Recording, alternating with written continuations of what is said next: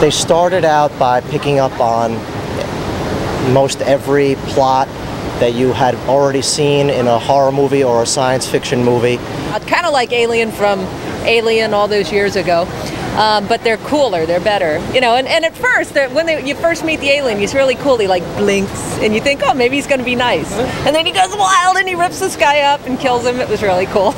It's about vampires and alien abductions and goblins and covert governmental operations. There was this one where these giant water bugs were growing beneath people's skins, bursting out, and it's just gross. It's always bizarre and wild and cool. It went with a mutant idea, I guess, except this was more of an inbred idea, and the mother that was kept under the bed, and yeah, the mutant boys running around the house and killing people and things like that. It was a cross between a human and a flatworm. And there's just this one excellent shot of this guy in a septic tank going and he's stuck there like this. And he goes around like sucking out people and stuff. It's really weird. It's that level of writing quality that attracted me to the X-Files in the first place. You just don't see that on so much other series television.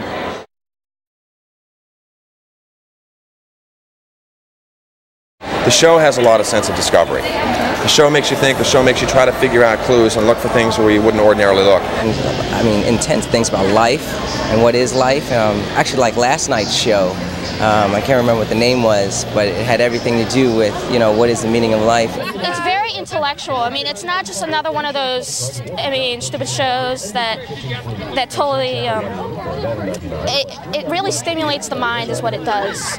Well, you know, it's a thinking show. It's not like something you just kind of sit back and watch it. You know, it's kind of thought-provoking in a way.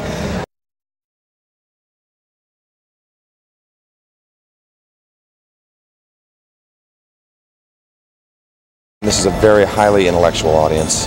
The demographics and the psychographics on the show are some of the best on television, in fact, in the history of television. These people are very well educated. They're typically traditionally much higher income than most television viewers. Their intellect is much higher than the average television viewer. They're very smart, and they demand perfection, and they demand to hear great storytelling. There's this issue of, there's the speculation, there's this sort of below the radar text that this stuff is feasible. I mean, there's an inkling of, I guess, hope in the minds of some fans that there's some semblance of truth. People have been looking for truth. I mean, you know, in the days of ancient Greece and Rome, people sat around in temples wearing togas, looking for truth. Now we sit in front of the television with boxes of popcorn, looking for truth. I don't think there is ever one truth. I think there's perception, and perception varies. It's in the eye of the beholder. That's the whole thing about the truth is out there.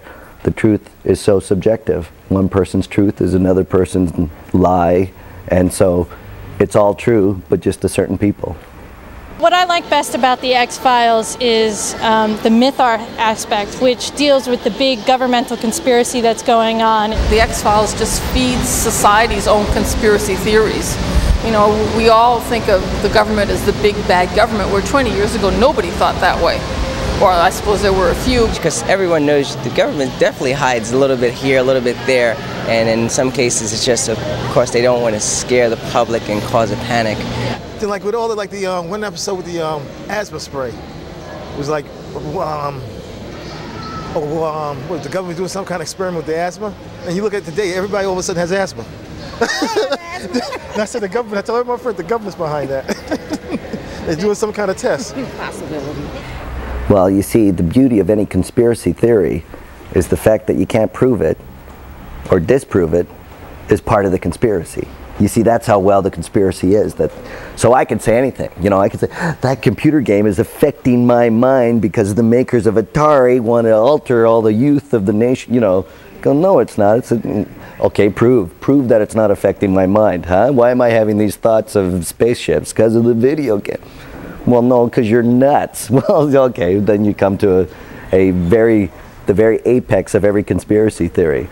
For every theory, the alternative theory is you're nuts. basically. I think, especially coming up towards the end of the century, people having millennial fears, you know, there's a lack of trust. There's somewhat verging on a panic. People want to believe that there are conspiracies, that there are things being kept from us, then there is more than what is going on the surface. I think we need to believe that as a culture. So, you know, we've got a different economic situation. We've got different things going on in the world where you're 20, you're 25, you're 30, you're still living with your parents, sleeping on a futon and struggling and trying to make it through. And I think people can relate that to Mulder and Scully's struggle because they're working and they're working and they're working at getting at the truth and they never seem to get anywhere. So I think it's kind of an identification thing. Chris Carter's philosophy is that it's given them a new religion. You know, that the old time religion has in many cases gone by the boards, and that people want something larger than themselves to believe in. Yeah, well, I suppose we're all looking for a new religion, aren't we? Basically. Some sort of the next thing, and you know, if we move out of the age of Aquarius into the, what is it then now, the age of Sagittarius or something like that? Maybe it is, as Chris Carter called it, a religion. Maybe he means in the sense that people want to touch something that makes their lives seem a little extra special for a moment or two. And we all look for that in different places. Some people in shows that they really, really like.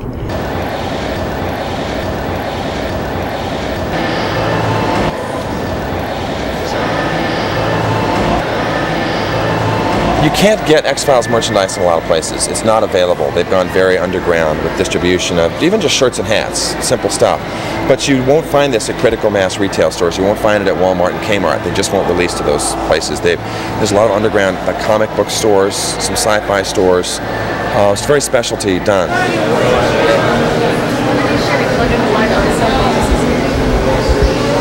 We just carry a variety of things, like stickers for your windows, and little nameplates, and then we came up with like nuts.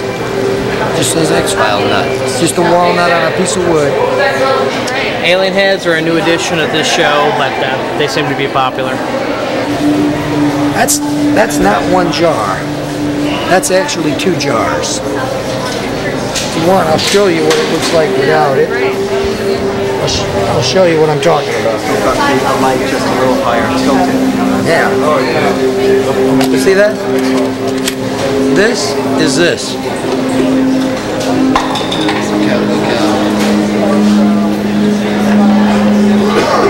See what I mean?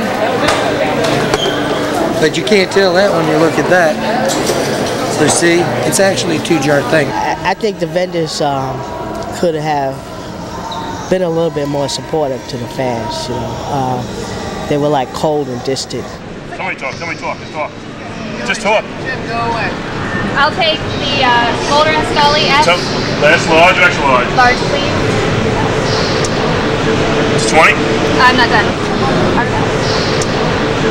It's 40? She bought with her money. There's a lot of tchotchkes there, a lot of X-File tchotchkes. I saw little finger puppets, glow-in-the-dark finger puppets, also glow-in-the-dark cockroaches. There were a lot of, they were selling photographs, t-shirts. If you join the X-Files